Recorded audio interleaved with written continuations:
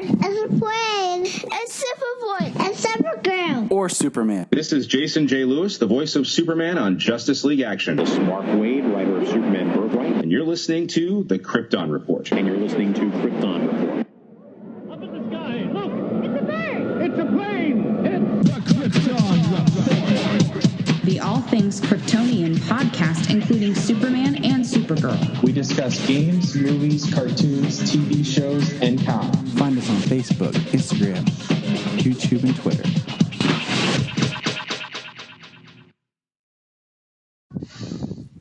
Welcome to the Krypton Report. This week's episode is brought to you by Star Power. And not the kind that you're thinking. I'm thinking of the family, fun, fueled episodes of Stargirl that I've got to enjoy on multiple times with my children. Because thank you, Jeff Johns, as executive producer, writer, and creator, for creating a show that I can watch with my children and that my daughter can be excited to see and love. So, and I don't like to talk by myself because it gets boring. So I have two special guests who are lingering in the background who want to say a few things. But I also have the Superman of Red, James. Yep, I'm here. What you mean? You don't like conversating with yourself? I do that way too much. Way too much. And then I have that bringer of light that no darkness should fear. The Green Lantern from Earth. What Earth? So wasn't it 12? Or was it 11? Mr. Bryan Peters. Hello, Bryan. Well, because I'm basically a man-child, I don't know, I might be about 12. That's always the age that my wife defaults me to. Anytime I do anything, she's like, that's because you're 12. And I'm always just like, okay, I guess I'm 12. Like, what's that say about you? It says a lot of things about me, I think. But, you know, so... But hey. Oh, I'm talking about her. What's that say about her? She says you're 12. I mean, Wait, I thought your wife was younger than you. She is. That's what makes it even more fun.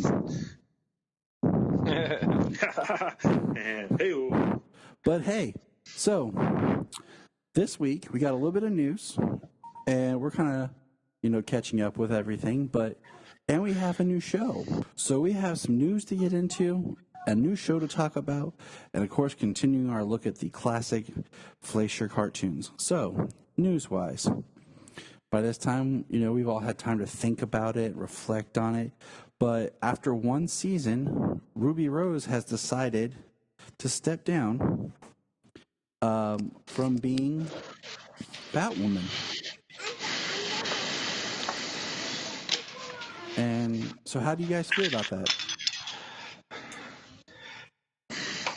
Well, I haven't finished Batwoman yet, and for the most part, what I've seen so far, like 2 episodes after Crisis, I mean, it was good.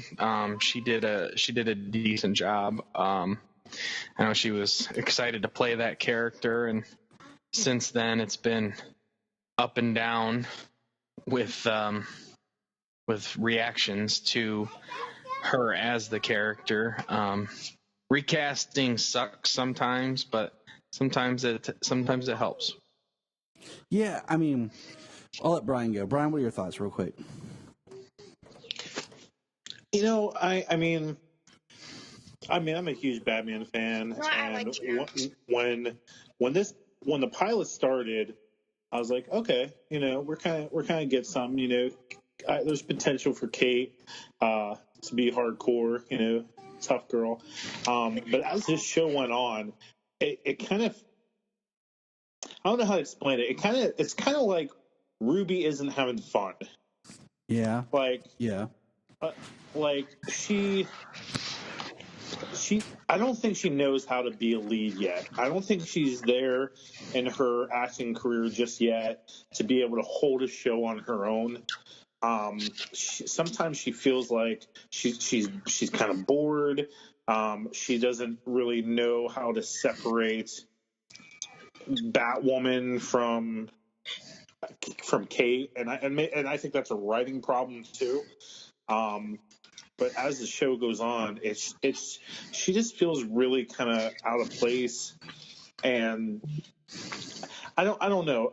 I think that, I mean, and Tyler and I talked about this, that if the actress, and I can't remember her name, that plays Alice, and Ruby would have switched places, that maybe it would have been better, because the who is the actress that plays Alice? Anybody know off the top of their head? Oh, Rachel something, I can't remember. It's Rachel. Yeah. Okay. But if Rachel would have been Batwoman and Ruby would have been Alice, that probably would have worked better, because Rachel just really oozes charisma and her character. Even though I'm really tired with the Alice character, oh my gosh, I am. Yep. It's just, I don't know. It's and Hush is just trash. The whole show has just gone to heck, and I think that with the way that this season ended, with Hush having Bruce's face, and the book with Code. I mean, I'm still watching the final episodes, but Tyler kind of spoiled it for me. I think with the new face, it'll get a nice soft reboot, a nice refreshing changes to the show, and I'm interested to see where it goes. I think a recasting is a good choice. So what I say is, I feel that Ruby. Okay, so I've been rewatching a lot of the old stuff. I think she did a really great job in Elseworlds, and then when it came to her own show, it's like she lost everything she had done in Elseworlds. And I'm not saying she's a horrible actress, but I do feel like she's not a leading person. And they've come out, and there's been some things saying that she didn't like the schedule, the rigors of a weekly, and everything that it takes to produce this show. And you know what? It's weird because it's the first Arrowverse recast, especially for a main lead. So that's a big deal. And then the other part being, I think, kind of like you're saying, with a recast, you might be able to do a little bit of I hate using the term soft reboot, but just be able to kind of re-energize the show a little. With the way it kind of ended awkwardly because of the makeshift ending and everything that had to go through. With a new face as a character, maybe we can find and kind of really carve out. I mean, one of the biggest pulls that some people have referenced for this kind of thing is the Superboy TV series. How, they replaced John Newton with Gerard Christopher, and it seemed to have done better.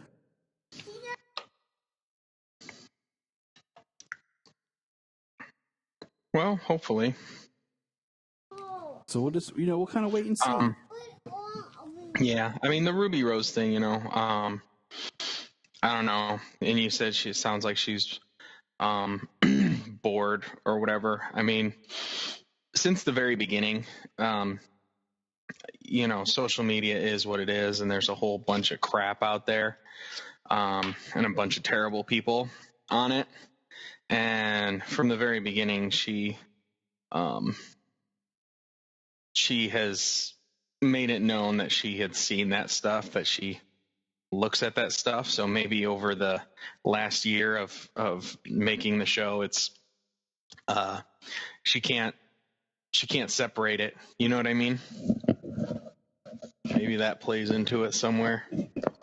I mean, it's very possible. I mean, some people, like, the criticism they can't take, and I agree. Like, yeah, I would not want to be trying to do something and just feeling like I'm getting bashed and destroyed more than anything. And let's face it, the internet's given such a rise to people who have toxic fandom, to basically feel they can say and do whatever they want, and just create hate. Man, I'm tired of the hate. I'm tired of, like, let's just be glad we're getting these shows. And if it's not your favorite, just don't watch it. If it's your favorite character and you feel they're doing it wrong, I can understand, but it's not.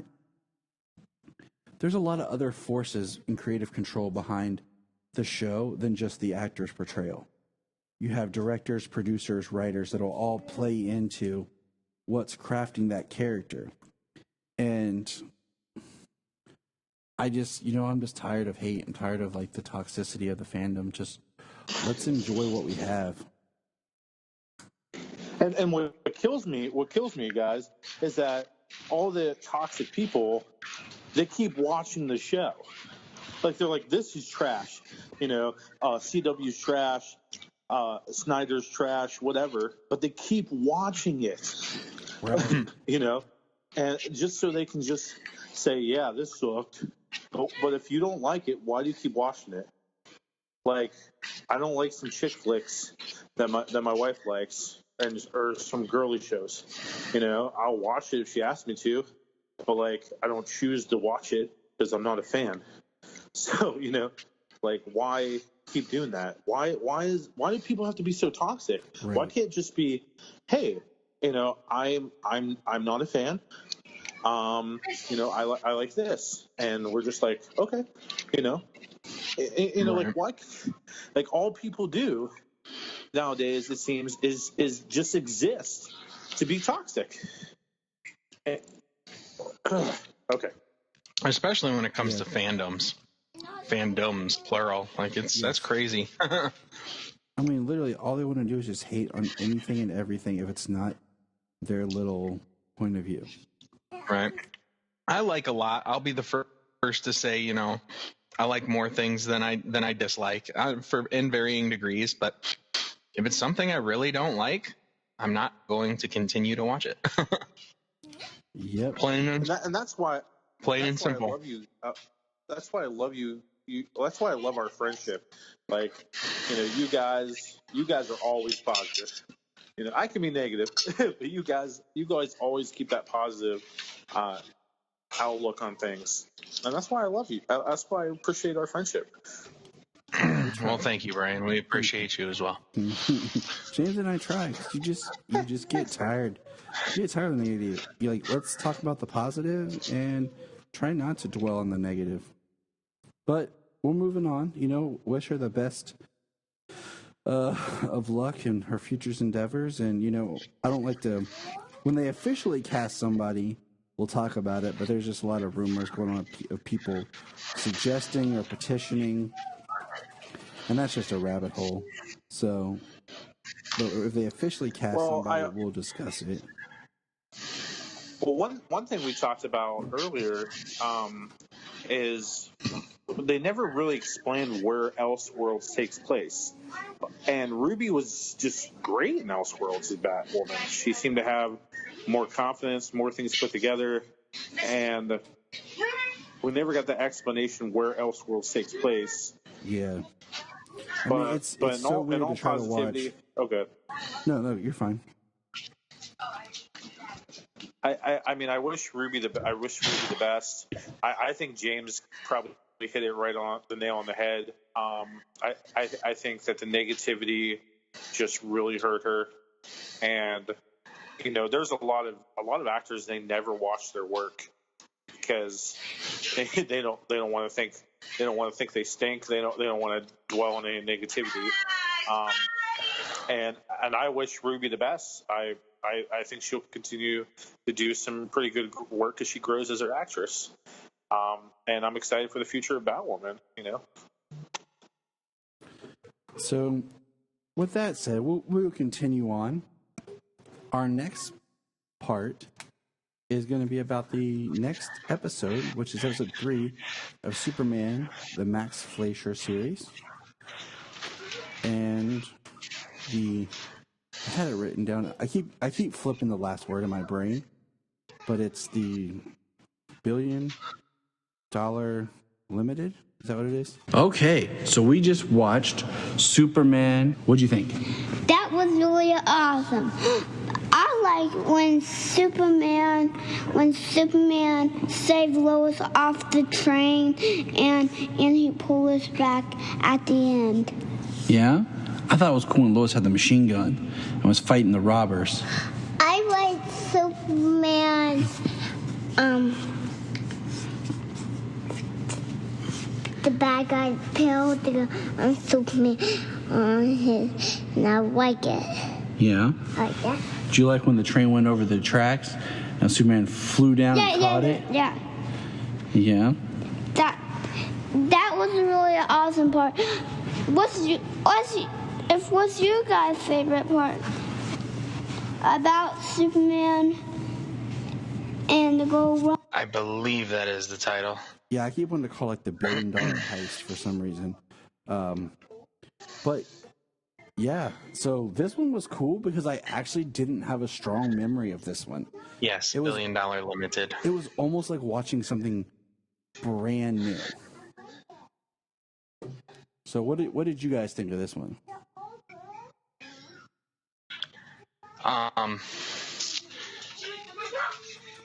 It still looks great. The show still looks great. The art isn't as top quality as episode 1, but Yeah. you kind of expect to when they find their niche and start putting them out at a regular basis that there's going to be a change in art style. There always is, to a degree in shows. I mean, I liked just Lois in this one was my favorite. Her with the Tommy gun shooting the train robbers. Right? I like that shot. I mean, I just love how strong Lois is in this series. It's been In episode 1, she's flying a plane. In episode 3, this one, she's shooting a machine gun. Like, this Lois, she ain't messing around, man. and I love it 'cause, I mean, this Lois is a great setting the stage of what Lois is supposed to be. I thought it was just great. I love the ending of just the wink at the camera that Superman always does. Like, Sorry, stepped away for a second. I just really hope that this is where they continue to keep the level of energy because I don't know, it's almost like I'm rewatching these for the first time and I'm really excited about everything that I'm seeing. And Right. I've seen them all, but there's some that I have more vivid memories about than others. In this episode, I just Superman with the train, everything with the train, the flying towards it, running across the top, jumping over the mountain, bending the railroad like it's Nothing. like the metal. Yeah, I honestly think railroad tracks, if you were able to, like him, they'd snap as opposed to bend, but that's okay. The way that he catches the train after they blow up the bridge and leaps it back up in perfect in a perfect motion, and lands the front back on the track and then jumps to the back and cradles the caboose back down on the tracks. That was great. That was the part I was like, wait a minute, you can't just do that. And then he goes zoop, and I was like, okay, he can do it. Yeah, after he straightens it out, he cradles the back down. And then Because he's more powerful than a locomotive. Yeah, and then after the caboose the engine blows up, and he saves Lois, he goes back and he catches the train, and with two hands, he is pulling that sucker. And you just can't help That was dope. It was awesome. I like that It's applause worthy. Exactly. I like that he pulled it, not pushed it. He pulled it. Oh yeah. I watch Strongman and stuff, and it's nope. That ain't never. James was that's this the is how best my pull there is. He's like, this is how my people do it, guys. Right? This is how they do it. This is how we do it. Got to play some Montel Jordan. This is how we do it. All right. It's Friday night.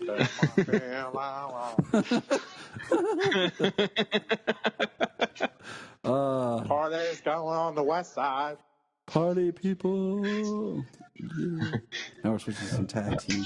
But hey, it's all good. It's all good.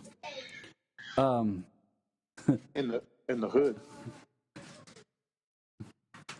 You know, I will say about this episode that I'm with you, Tyler. Like I don't remember this episode too much. I think the VHS my mom had for me had Mechanical Monsters and the Bullet Men, and I think I watched that about a bazillion times over and over and over again. So this was like a breath of fresh air, an episode. But good. Yeah, it's all good. But the animation in this one was definitely lacking. I mean, Lois's face, I don't know what's going on there. it's kind of just like a big old, kind of pink, tannish blob there, and then they just like threw two black paint swipes for eyes, and that was kind of it. I don't know. They blew the budget on the first episode. I don't know. Or the guys running on top of the train. That was too much of an effect. I don't know. But the fact of the matter is, these cartoons are just so fun. I mean, you see Superman kind of at his best here.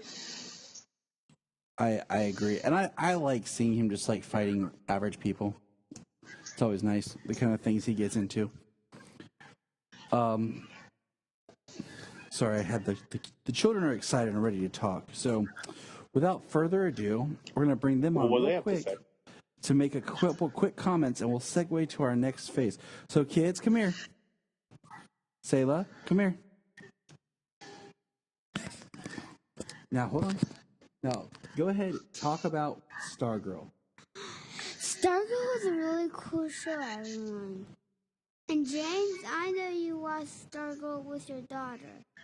So, yes, we did. Stargirl was a really cool show.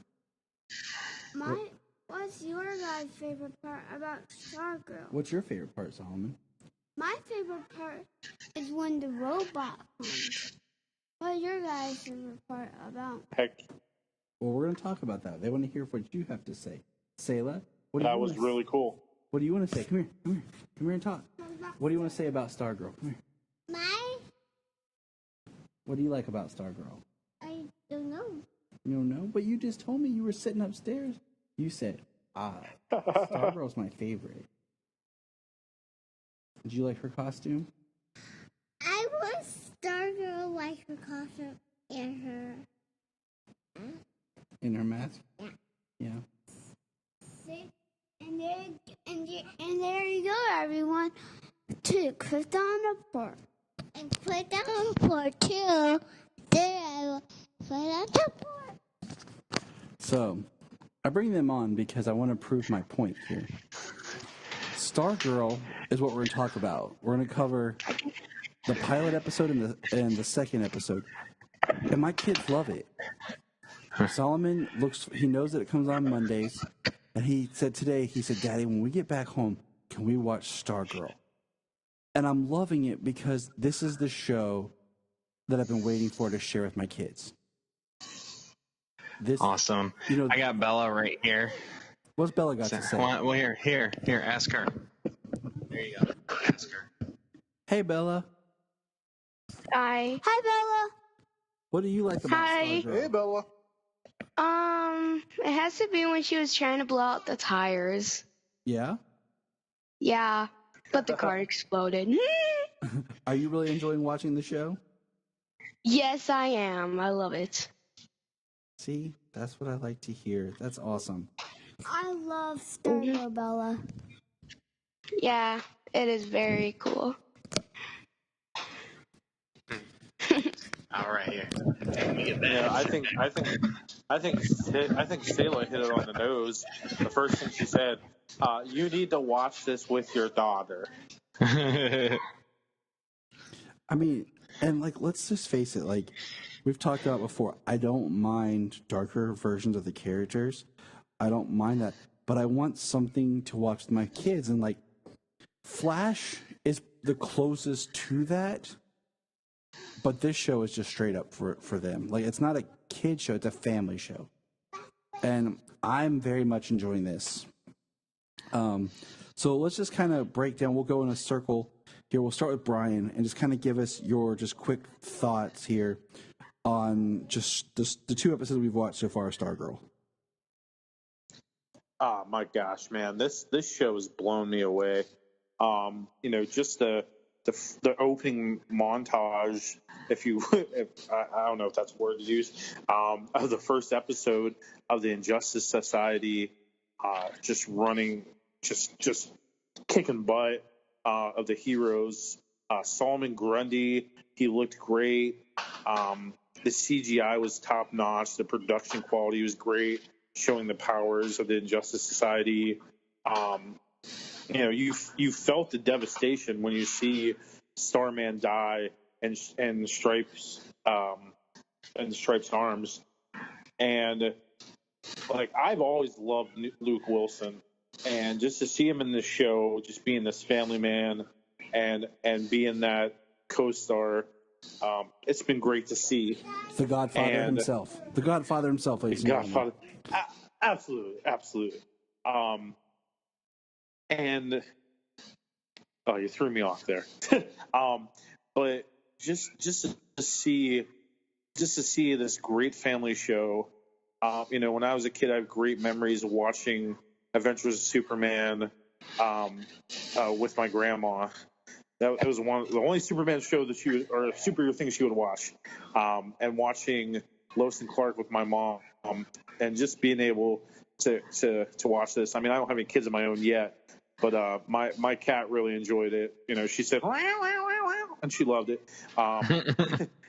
And going and the only thing I was worried about is if they were gonna pay homage to the JSA and like really pay homage to it, or not just make us a new one.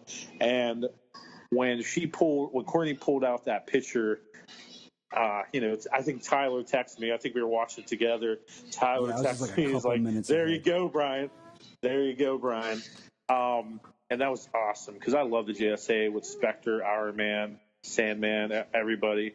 And what I loved about the second episode is what? Oh. Sorry, no, my children. Oh, you're fine. And what I loved about the second episode is it revealed more that Stripe, he's trying to figure out things too. He's got this robot now. He's never had this robot before. And I think my favorite scene so far is him trying to get the fist, the rocket fist to work. That keeps hitting himself in the face. I thought that was great. You mean edited to Johnny Cash's One Piece at a Time? Awesome. Yes. Yeah. Yes. This show has just been so fun. There's no character that annoys me. I'm sorry I had to say that, but it's just so fun. Like we're gonna see Courtney grow as a hero. We're gonna see Luke Wilson. I can't remember what his character's name is. I just call him Stripe. But we're gonna see everybody grow together. Pat Dugan. Pat, yeah, Pat Dugan. It's just real. It's just really good, and it's probably my favorite CW show, or DC universe. It's my favorite show right now. There you go, done. On to you, James, with the weather. Yeah, take over. How's the weather? We got rain. Thanks, Ollie. No surprise there. Yeah. Right. But no, so James, you go. Talk. Well, it's great. I love being able to watch it with my daughter. Luke Wilson is fantastic. He's great. I like Breck Basinger. She's awesome.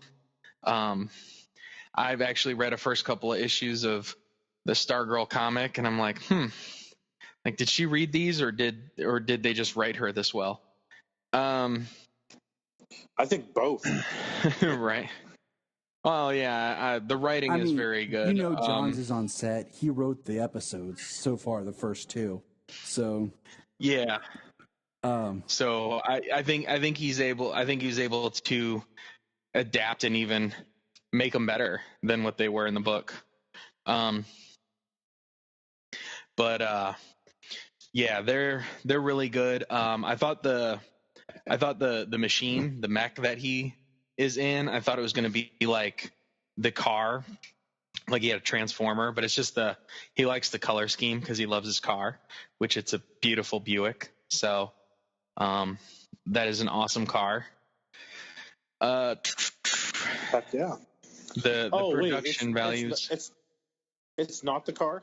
It's just made out of car parts. Is that what it is? I thought the car changed into Stripe.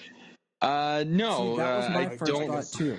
My first thought was the car changed into, because we saw the car transform in the pilot, but then in the second one he said he made it out of old car parts. Oh, okay. Yeah. I'm deaf. I think he made it out of. Yeah. It's not the car. I thought it was because it looks like the grill almost across the chest. Right. But no, because he goes to the shop and it's just back there. So it's not like he goes through the employees only entrance and it's back there. So like I don't think he pulled it. I don't think he pulled the car in. I think the machine is just there. Okay. Yeah. Yeah, you're right. But yeah, the montage, the training scene of him trying to to get the machine to work properly, was awesome. The first episode, getting to see some of the Injustice Society living lives in Blue Valley. We got that was really good. Yeah. Well, like I said, I didn't even notice the first 2 times. It wasn't until after the second time, and not during, it was after the second time I'd seen it, did I realize that the gym owner is Sportsmaster. Yeah. And that was the second time I didn't watched realize. it. I was like, I wonder if that's Sportsmaster. Yeah. Because he said his name quickly, and I was like, oh yeah, that makes sense now. So it wasn't until after the second time that I thought about it. I was like, wait, that guy's going to be Sportsmaster. And then the third time I watched it, I caught his name when he called himself Larry Kroc. I was like, oh, yep, definitely. Yep. And then come the second episode, I think him and the gym teacher, that's Tigress, and they're married. They're together. In the first episode, we see her in the cafeteria. She comes in, and then they have a daughter who is going to be not Artemis, but why is it Cheshire? Yeah. That's who. So is their daughter going to be Cheshire, or I don't know. Which one is their daughter? I have to watch it again to see, because they only showed her. They only showed the girl, their daughter, I believe, at the pep rally. At the open house. I don't recall being able to pick out which one she is. I don't think she's at that table, because I have a feeling that the people who are going to be at that table is going to be the new Dr. Midnight, the new Wildcat, and the new Hourman. Agree. Yeah, I agree too. Like the daughter is seen at the pep rally, and I mean she may or may not play a role in everything. So because I would definitely be. That would be awesome to see their daughter be a Cheshire in this this show. So I really like this show from the opening frame of the JSA fighting the Injustice Society, and we see Joel McHale as Starman, and he's Starman Sylvester Pemberton, which was the Star Spangled Kid before he became Starman, and then in the second episode we get the line about Ted Knight in the Cosmic Staff, who's the original Starman, because I am nowhere near a proficient person of Starman lore. But with that line, it opens up the Ted's the original.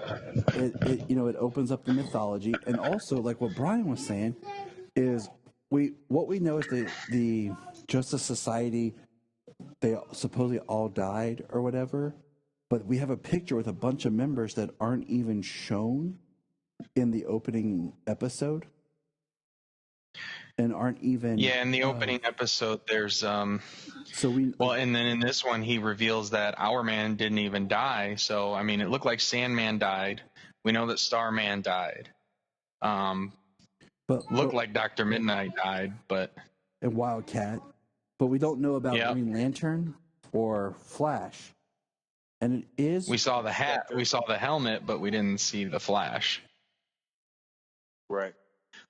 Spectre could still be out there. Hawkman. Yeah, there could still be a number of them out there. There's so many members. You know, even the girl who's going to be Wildcat, she could possibly be Ted Grant's child. I mean, we just saw Wildcat out on the ground. It's not like they showed him like taking his last breath. He was in pain, and then they just left him. And that's the last time we saw him. So we don't know how many actually died. Enough to send them all running, but now Johnny Thunder died. It is worth Johnny Thunder, Starman. It is worth mentioning that, just to review, this is the new Earth 2.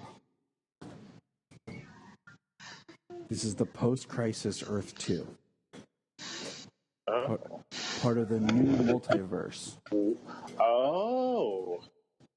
Because that's what. So we could get Jesse Quick. We could get a new Jesse Quick. I don't think so, because it's part of, like I said, with the new multiverse, I think it's kind of branching away from the doppelganger stuff, kind of like we've been dealing with before. But I really liked Luke Wilson as Pat. I think he's an interesting character because he lacks a lot of like confidence and assurance in himself, because he talks about, I was just a sidekick. Well, you know what? Robin started out just as a sidekick, and he's Batman's partner. And it doesn't feel like Starman and him had a partner relationship. Like, Starman actually seemed like he was kind of a D-bag to Pat. Totally. I mean, he said that he started out as Starman's sidekick when Starman was just the Star Spangled Kid and was 15 years old, and he's older than him. So Pat has little to no confidence in himself. He thinks he's only good as just to be a helper. So we're gonna see. I think we'll see Pat really grow as a hero too with Courtney. And I hope so as well, because that really, is something that I think that we're going to... Because, there's a line in this where Pat says, if I thought that the members of the Injustice Society had stayed here, I wouldn't have moved us here. I would have kept going. He's not super, bright as far as that kind of thinking goes. But we'll have to just kind of wait and see, I did like just so far the progression we're getting with just the family dynamic. We now know that there's something that the Injustice Society were experimenting on, a new America, that they set up shop in Blue Valley. And Brainwave is there. And, we've seen sports match, like you said, Tigress, Brainwave, the Magician. I don't remember the other. Who is the mom's boss? What Injustice member is he? So I don't know. I was wondering that myself. I was looking at the picture when they go to the little Injustice Society round table when Icicle shows up at the end. When we get to see Solomon Grundy again. Locked up. Solo is very excited to see more of that character. So is Jimmy. That's mostly what Jimmy watches the show for, is Solomon Grundy. Bella watches the whole thing. Jimmy's only interested in seeing Grundy. But when he goes in, you see a picture on the wall, and you see the Magician and Tigress and Sportsmaster, Icicle, Brainwave. You see Grundy, and then there's a couple others there that I'm not sure of. And one of them is his boss, and he's a shorter guy wearing somewhat of like a purple-looking suit in that picture. Yeah. And just the way he was being a D-bag at the suggestion meeting, I was like, you know what? I wonder if he's going to be a member. And sure enough, he's an a-hole. Straight up. Oh yeah. Oh, there's no question in my mind. I'm trying to see if I can look it up here and see if there's anything that tells me. I'm really interested to see what Project New America is, or American Dream. Is that what they call it? They called it New America. New America.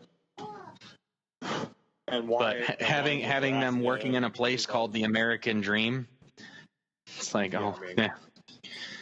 This show If that isn't a commentary on the world today. Mm-hmm. I'm telling you, before this season's over, Hulk Hogan's going to show up with a guitar just in front of American flag, just playing it as Survivor fights, man. Real American. He might be I am a real American. That might be who he is, the gambler. You got to know when to hold, know when to fold, know when to walk away. Exactly. Know when to run. But yeah, like I'm really excited for this series. I can't wait to see where it goes and what's going to happen and what's to come. And it's nice to have something a little refreshing. I can't wait to see if Courtney's going to have to pay for all those sewing machines. Oh, that was hilarious. But my question was, how long? That was a cool scene. How long did that take her? And how come no one walked in on her? Because that class was empty for a long period of time for her to budget cuts. Budget cuts in school. They cut out home ec. They're just chilling there. Here's my last question for you guys. Who do you think Courtney's father is?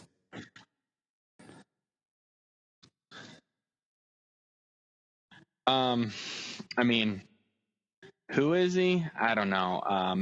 I mean, I don't think he's anybody we've seen, and I kind of wonder if he's not going to show up at some point and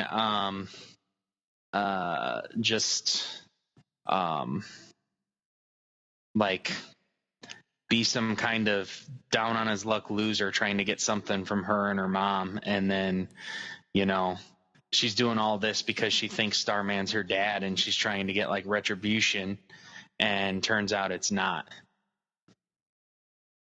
I will say right now, I do not think it's Starman at all. If it's anybody that we've seen, it's going to be like Icicle.